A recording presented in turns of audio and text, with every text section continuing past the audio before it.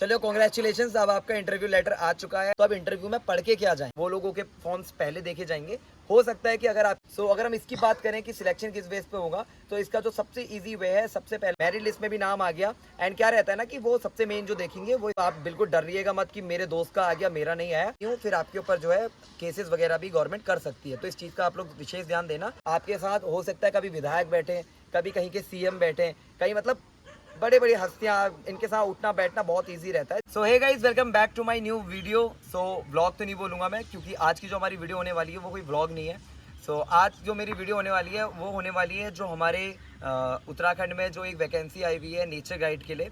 उत्तराखंड में भी नहीं बोलूँगा मैं उसको, जो हमारे रामनगर के क्षेत्र में आई हुई है, क्योंकि हमारा जो हम लोग जहाँ रहते हैं वो कॉर्बेट का इलाका है। तो यहाँ पे जो नई नई जोन्स खुलते हैं वहाँ पे जो है as a nature guide vacancies आती रहती हैं। जैसे मैं भी अभी nature guide as a serve कर रहा हूँ सीताबनी जोन में, ऐसे ही हमारे कालाडूंगी में भी एक नया जोन खुला हुआ है।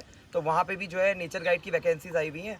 तो वहाँ पे भी काफ़ी रिक्वायरमेंट है कि हमें गाइड्स हायर करना है। तो उसके लिए जो क्या प्रोसेस है, कैसा कुछ करना है, वो चीज़ के बारे में आज मैं आप लोगों को बताने वाला हूँ। सो मेरे काफ़ी लोग ऐसे नोन हैं जो मुझसे काफ़ी बार पूछ रहे थे, फ़ोन कर रहे थे, मैसेजेस कर रहे थे कि रोहित भाई कैसे करना है, आप कुछ बता दो थोड़ा सा कि कैसे प्रिपरेशन करनी है, कैसे इस चीज़ का फॉर्म्स वगैरह फिल करना है, क्या क्राइटेरिया होगा, इसको कैसे सिलेक्ट होंगे, इंटरव्यू कैसा जाता है, एग्ज़ाम कैसा जाएगा। तो सारे क्वेश्चनों पे आज हम लोग बात करने वाले हैं। सो वीडियो अच्छा लगेगा तो वीडियो को लाइक कर देना, शेयर कर देना, एंड जिसको उसके साथ भी शेयर कर देना जिसको ये फॉर्म भरने हैं एंड वो उसको नेचर के साथ कनेक्ट रहना पसंद है और नेचर को एक्सप्लोर करना पसंद है। स्टार्ट करने से पहले एक चीज़ और बोलना चाहूँगा, अगर आपका मोटिव सिर्फ इस फील्ड में आने का सिर्फ ये है कि यार अच्छी रेवेन्यू जनरेट हो जाएगा, आप बहुत अच्छा कमाएंगे, तो ये आपके फील्ड वाली नहीं है। क्योंकि इसमें ऐसा नहीं होता है कि आप पूरा सीज़न ही अच्छे से कमाएंगे। इसमें ये रहता है कि मतलब डिपेंड करता है जो टूरिज्म है वो किस हिसाब से ग्रोथ कर रहा है हमारा। तो सबसे पहले मैं आपको बताता हूँ कि एक जो नेचर गाइड होता है या फिर हम नेचरलिस्ट बोले अगर उसको, तो उसका काम क्या होता है। सो नेचर गाइड का बेसिकली जो काम होता है वो होता है जंगल के बारे में बताना। जो टूरिस्ट आता है, क्योंकि उसको नहीं पता होता जंगल के बारे में कई लोगों को, तो नेचर गाइड का जो काम होता है वो रहता है कि जंगल को एक्सप्लोर करना, जंगलों के बारे में बताना। पेड़ पौधे मैटर नहीं करता कि आपको जानवर दिख रहा है नहीं दिख रहा है, कि ऐसा नहीं कि वैसे मोस्टली क्या रहता है कि जो गेस्ट की रिक्वायरमेंट रहती है कि वो टाइगर्स या फिर एनिमल्स रहते हैं, लेकिन हमें सिर्फ उसकी तरफ नहीं जाना है। तो सीधे वे में अगर हम लोग कहें तो गेस्ट को जो नेचर से कनेक्ट करने का जो काम होता है वो एक नेचर गाइड का होता है। नॉर्मली अगर हम लोग बोलना चाहें तो हम ये बोल सकते हैं कि नेचर गाइड का काम रहता है जंगल के बताना, अच्छी चीज़ें बुरी चीज़ें जो कुछ है सब चीज़ एक्सप्लोर करना, कि जंगल हमारे लिए क्यों इंपॉर्टेंट है, एनिमल्स के बारे में बताना। क्योंकि हमारे जो टूरिज्म वाला है, जो लोग आते हैं घूमने के लिए यहाँ पे कॉर्बेट में, उनको वही लोग आते हैं जो कॉर्बेट घूमना चाहते हैं, जिनको पसंद होता है कॉर्बेट में घूमना। सो हमारा काम रहता है उनको जंगल के बारे में बताना बेसिकली, ठीक है। एंड हमारा क्या रहता है कि फॉरेस्ट डिपार्टमेंट हर गाड़ी में तो एक डिपार्टमेंट के आदमी को भेज नहीं सकता। तो उनमें क्या रहता है कि हम लोग उनके फॉरेस्ट डिपार्टमेंट के एक तरीके से अंदर जाते हैं, जो एक्टिविटीज़ को ऑब्जर्व करते हैं कि कोई इलीगल एक्टिविटीज़ ना हो रही हो, एनिमल्स के बहुत ज़्यादा क्लोज ना व्हीकल्स जा रहे हों, ना कोई टूरिज्म कोई ऐसी एक्टिविटी कर रहा हो जिससे वाइल्ड लाइफ डिस्टर्ब हो रही हो या फिर कुछ गलत एक्टिविटीज़ हो रही हो। उसके लिए जो होता है एक नेचर गाइड जो होता है बहुत ज़रूरी होता है। तो अगर हम बात करें अब वेतन की, मतलब पैसे कितने मिलेंगे, भाई इतनी मेहनत तो कर ली है, अब गाइड बन गए हो आप लोग, मैं बात की बात बता रहा हूँ, तो इसमें पैसे कितने मिलेंगे। तो इसमें जो हमारे पर राउंड का रहता है, एक दिन में जो मैक्सिमम सफारीज हो सकती हैं वो 2 सफारीज हो सकती हैं। एक मॉर्निंग की, जैसा कि मेरे ब्लॉग्स में देखते हो कि मैं 5 बजे उठता हूँ, 6:30 बजे मैं सफारी में चला जाता हूँ। सो मॉर्निंग की सफारी, एंड एक रहती है आफ्टरनून की, मतलब 1:30 बजे से शाम को 5 या 6 बजे तक जो एग्जैक्ट टाइम होता है। सो 2 सफारी टाइम्स होते हैं हमारे। हम लोग मैक्सिमम एक दिन में 2 सफारीज कर सकते हैं और मिनिमम या तो नहीं कर सकते या फिर एक कर सकते हैं, ठीक है। सो अगर हम इसमें सैलरी की बात करें तो सैलरी इसमें हमारे कुछ मंथली नहीं रहता है। इसमें हमारे सैलरी जो रहता है वो हमें कई बार जो है टूरिस्ट डायरेक्ट देता है, कई बार जो ट्रैवल एजेंट या फिर जो बुकिंग कराई होती है वो लोग देते हैं। सो इसमें अगर मैं सैलरी की बात करूँ या फिर वेतन की बात करूँ तो इसमें हमें 900 रुपीज़ मिलते हैं पर राउंड के। पर डे के नहीं बोल रहा हूँ मैं, पर राउंड के। मतलब अगर मैं मॉर्निंग की सफारी जाता हूँ तो हमें 900 रुपीज़ मिलते हैं। उसके बाद से अगर मैं आफ्टरनून जाता हूँ तो उसके हमें 900 अलग से मिलते हैं। तो ऐसा कुछ वेतन का रहता है। एंड वेतन को अभी इसमें नहीं देखना है, क्योंकि ये वेतन जो है ये अभी बढ़ा हुआ है। हमारे कुछ गाइड्स ऐसे भी हैं जिन्होंने 300 रुपये जब गाइड फीस थी तब से काम करा है, आज वो लोग और अच्छे अच्छे जोन्स में हैं और एज ए चीफ नेचरलिस्ट जो है हमारे कॉर्बेट में सर्व कर रहे हैं। चलो ठीक है भाई, सब कुछ पता लग गया कि यार गाइड का काम क्या होता है, गाइड कौन होता है, कितनी सैलरी मिलती है, कितना पैसा मिलता है। एंड अब हम लोग बात करने वाले हैं कि गाइड बनने के लिए हमें क्या कुछ क्राइटेरिया जो है फॉलो करना पड़ेगा या फिर क्या स्टेप्स हैं जो हमें गाइड्स बनाएंगे, ठीक है।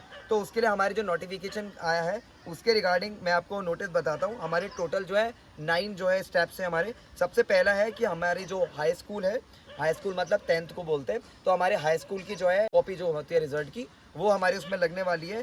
सेकंड स्टेप है हमारा जो 12th होता है, जिसको इंटरमीडिएट बोलते हैं, तो इंटरमीडिएट की हमारी जो है 12th की मार्कशीट लगने वाली है। एंड थर्ड जो स्टेप है हमारा, उसमें हमारा आधार कार्ड लगने वाला है। एंड हमारा फोर्थ स्टेप है कि हम कहाँ के लोकल रहने वाले हैं, वो लगने वाला आपका स्थाई।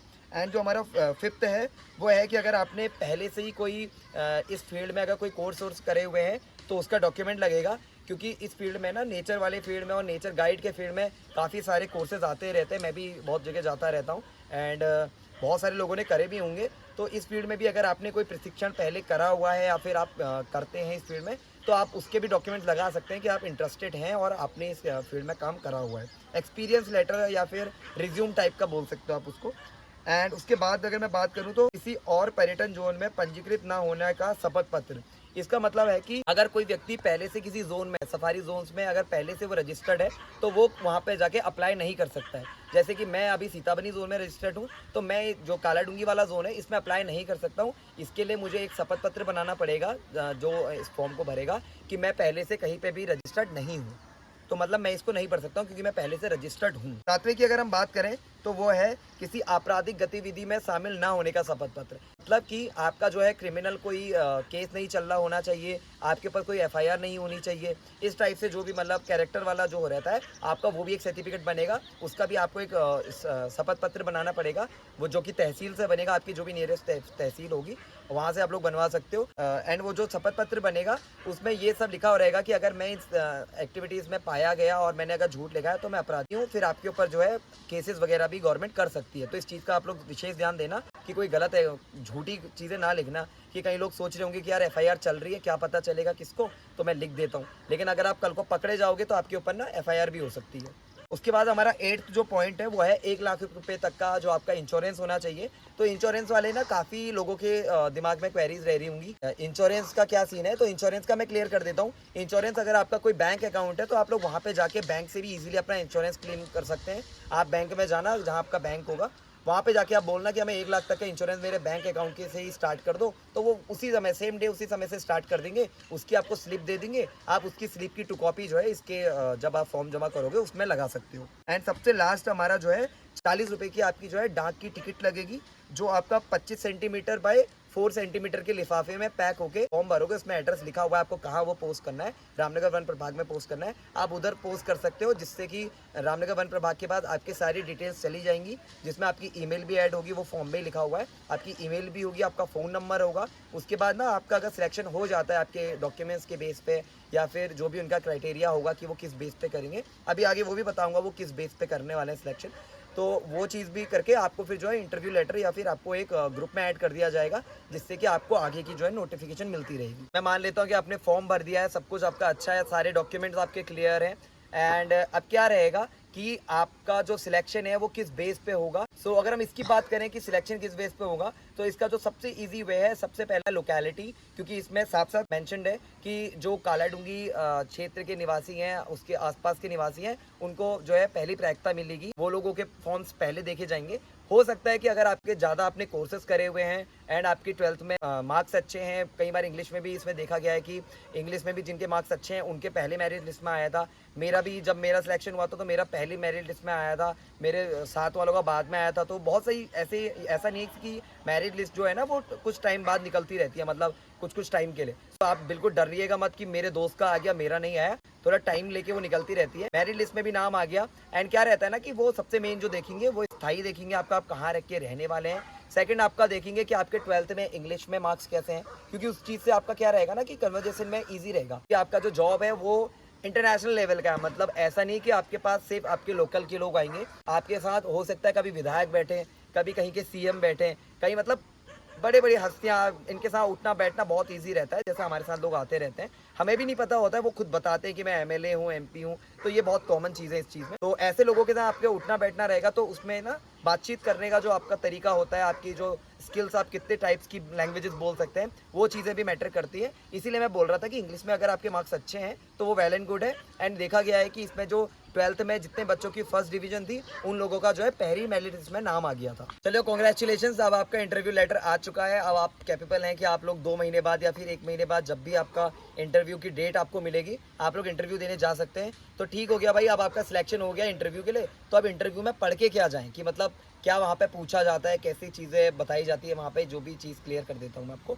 सो वहाँ पे जो बेसिकली जो बातचीत करी जाती है वो नेचर के बारे में करी जाती है कि जिस जोन में आप लोग जा रहे हैं। एंड मैं तो आप लोगों को प्रेफर करूँगा कि सिर्फ आप उस जोन के बारे में ना पढ़ के आप पूरी वाइल्ड लाइफ के बारे में पढ़ें, क्योंकि अभी काफ़ी टाइम है आपके पास। अभी से अगर आप प्रिपरेशन करेंगे, अभी से तैयारी करेंगे, तो अगर आप इंटरव्यू लेटर तक चले जाएंगे तो आपको एकदम से जो है वहाँ पे प्रेशर नहीं रहेगा कि आपको बहुत सारा पढ़ना है, बहुत चीज़ें क्लियर करनी है। तो इंटरव्यू लेटर के लिए तैयारी में फर्स्ट ऑफ ऑल आप जो पेड़ों के बॉटिकल नेम्स हो सकते हैं आप उनको याद करिए। जो हमारे लोकल के ट्रीज है उनके बारे में पढ़िए। लोकल में जो एनिमल्स पाए जाते हैं लाइक डियर्स हैं, 3 टाइप्स ऑफ डियर्स हैं, जितनी भी जो डियर्स हैं उनके बारे में आप पढ़ाई कर सकते हैं, जिससे कि अगर वो इंटरव्यू में आपसे पूछें तो आप इजीली उनको आंसर दें। एंड सिर्फ उनके नाम पता करने से ही कुछ नहीं होगा, आपको उनके बारे में कुछ फैक्ट्स भी याद करने पड़ेंगे। लाइक अगर आपसे क्वेश्चन पूछा जा रहा है कि आपको फ़ोटो दिखाई जा रही है सांबर डियर की प्रोजेक्टर में, क्योंकि जो आपके इंटरव्यू लेंगे वो भी छोटे मोटे लोग नहीं होंगे, कोई फॉरेस्ट में ही सब बड़े होंगे। डीएफओ सर होते हैं वहाँ पे, एसडीओ मैम होती है, रेंजर सर होते हैं एंड फॉरेस्ट के ही काफ़ी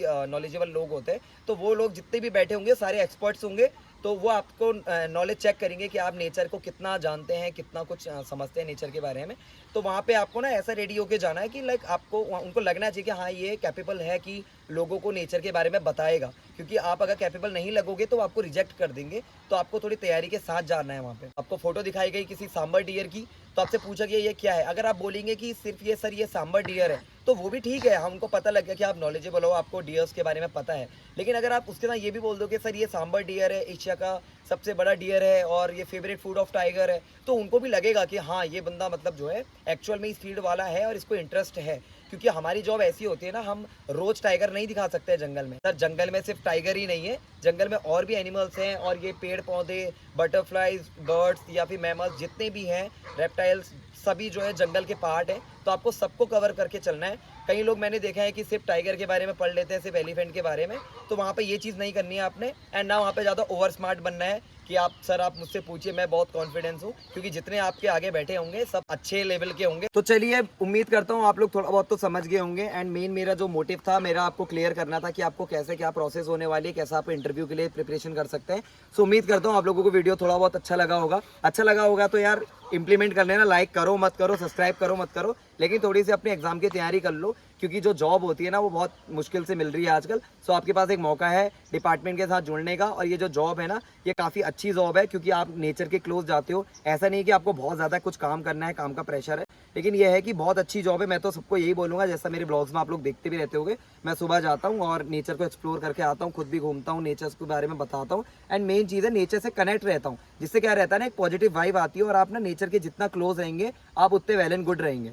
सो उम्मीद करता हूँ वीडियो अच्छा लगेगा तो लाइक कर देना, शेयर कर देना, अब कर देना लाइक, ठीक है, इंप्लीमेंट करने के बाद कर देना, ठीक है। एंड उम्मीद कर रहा हूँ कि मेरे को भी आप किसी जोन में कभी खड़े हुए मिले और मिलने आए कि रोहित मैंने आपकी वीडियो देखी थी और मैंने भी उसी हिसाब से प्रिपरेशन करी थी और आज मैं सिलेक्ट हुआ हूँ। एंड मुझे भी काफ़ी अच्छा लगेगा। एंड कभी अगर मैं आपको मिलूँ ऐसे कि यार कहीं पर मिल जाता हूँ ना तो मुझसे बातचीत करने आ जाएगा।